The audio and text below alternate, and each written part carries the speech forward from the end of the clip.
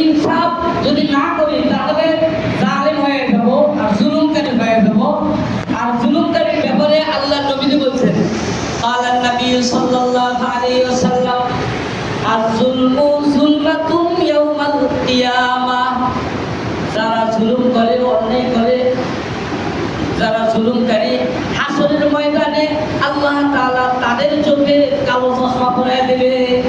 কালো চশমা বুঝছেন তো নাকি? অন্ধকারে চতুর্দিক থেকে তাদেরকে অন্ধকার ঘেরাও করবে, যার কারণে তারা ভালো কিছু আর দেখতে পাবে না। সোজা জাহান্নাম। নাউযুবিল্লাহ বলে। ও ভাই একটু খেয়াল করেন, আমরা এমন একজন নবীর উম্মত, যেই নবী শিশুকালেও কারো উপর জুলুম করে নাই, ঠিক নবী হওয়ার পরেও তো জুলুম করে নাই। সহজে উদাহরণ দিয়ে বুঝাই, হালিমাতুস সাদিয়া রাদিয়াল্লাহু তাআলা আনহা কে বলেন? এই নবীদের কে হন? দুধমা। দুধমা। একদিন আল্লাহর নবীকে জিজ্ঞাসা করে, বাবা মুহাম্মদ, ও বাবা, আমি তোমাকে একটা প্রশ্ন করতে চাই।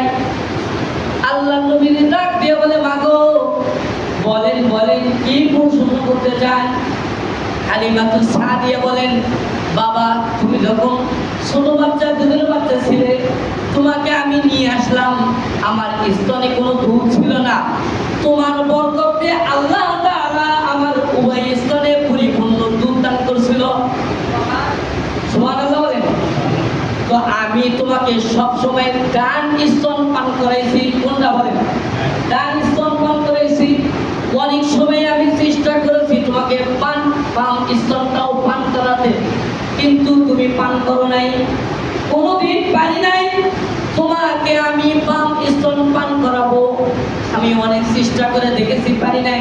ও বাবা মুহাম্মদ, বলো তো কেন শুধু এক স্তনেই তুমি পান করছো, অন্য স্তন কেন পান করো নাই?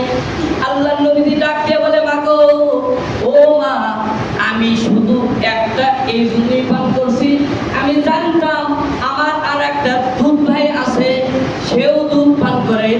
আমি যদি উভয় স্তন থেকে দুধ পান করি, তাহলে আমার ছোট ভাইয়ের ভাগে কম হয়ে যায়, আমার ছোট ভাই অনেক সময় ক্ষুধার্ত থাকে যাবে, তাহলে তো এটা ইনসাফ হবে না, ইনসাফ হবে না।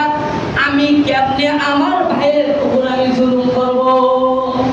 তাহলে আমি কিসের রহমতুল লিল আলামিন? কিসের রহমতুল লিল আলামিন আমি?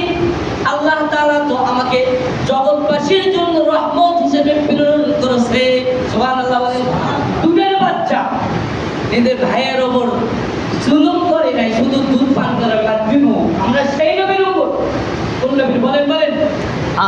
অন্য এক হাদিসের মধ্যে আছে, বদরের যুদ্ধের সময় আল্লাহর নবী সাহাবাদেরকে যুদ্ধের জন্য প্রস্তুতি নিতে বলতেছে, দাঁড় করে দিয়েছে, লাইন করে দিয়েছে। তো এই লাইনের ভিতর যারা একটু যুবক থাকে, টকটকা যুবক, যুদ্ধ করার জন্য শুধু ঝাপাঝাপি করতেছে, লাইন ছেড়ে শুধু সামনে দিয়ে আছে, আবার ইয়া রাসূলুল্লাহ, আমি যুদ্ধ চাপ।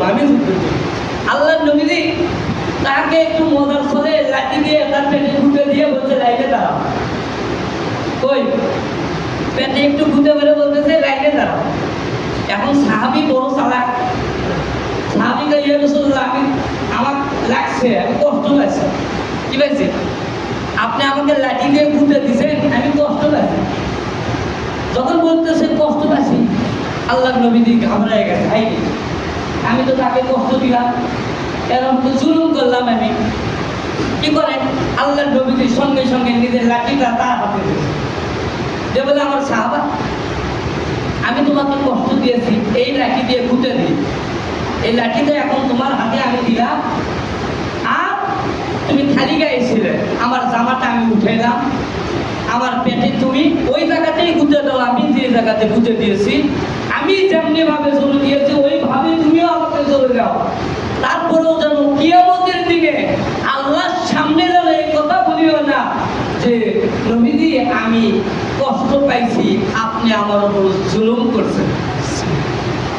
আল্লাহ নবীজি সাহাবার হাতে লাঠি দিয়েছে, সাহাবা বড় চালাক, লাঠিটা নিয়ে দাঁড়ায় আছে, আল্লাহ নবীজি জামা মোবারক খুলছে, খুলে নিজের পেটটা তার সামনে আগায় দিয়েছে, বলে মারো, এই লাঠি দিয়ে আঘাত করো। সাহাবা লাঠিটা আস্তে করে জমিনে রেখে নবীদের কাছে আসে, নবীদিকে জড়াইয়া ধরছে, সুবহানাল্লাহ, নবীদিকে জড়াইয়া ধরছে, নবীদিকে জড়াইয়া ধরে কান্না অবস্থায় বলে, ওগো রহমতুল্লিল আলামিন, আমি তো এটা শুনে একটু কৌশল করছি আপনার সাথে, আমি তো আপনাকে কষ্ট দিতে পারবো না, বা আপনিও আমাকে কষ্ট দেন নাই, আমি শুধু কৌশল করছি যে আপনি আমাকে বদরের যুদ্ধে পাঠিয়েছেন, আর জীবনে ফিরে আসবো কিনা জানি না, আমি সেখানেই শহীদ হয়ে যাবো কিনা, না গাজী হয়ে আসবো আমার জানা নাই, কিন্তু আপনার সাথে আর কোনোদিন দেখা হবে কিনা এটাও জানি না, এই জন্য একটু কৌশল করলাম, আপনার সিনার সাথে আমার সিনাটা লাগাইলাম, যেন এই সিনার স্পর্শের কারণে হাসরের ময়দানে আমি জান্নাতে যাইতে পারি। সুবহানাল্লাহ। একটু চিন্তা করে দেখেন, কোন নবীর উম্মত আমরা, সামান্য লাঠির আঘাত মারেই নাই, সামান্য একটু ঘুরা, সেটাও নবীজি বলতেছে তুমি আমাকে পাল্টা মারো, পাল্টা মারো, আর আমরা অন্যায়ভাবে এত জুলুম করতেছি, কোন মুখ নিয়ে আল্লাহর সামনে দাঁড়াইবো বলেন তো? ঠিক, কোন মুখ নিয়ে দাঁড়াইবো? আল্লাহ যদি বলে তাহলে অন্যায়ভাবে জুলুম করছো, আজকে তার প্রতিশোধ নেওয়া হবে, বলে তো বাঁচার কোনো রাস্তা আছে? এই জন্য আলোচনা লম্বা নয়, এই আয়াতের আলোচনা করতে গেলে অনেক লম্বা চড়া আলোচনা, সংক্ষিপ্ত কিছু আলোচনা করবো।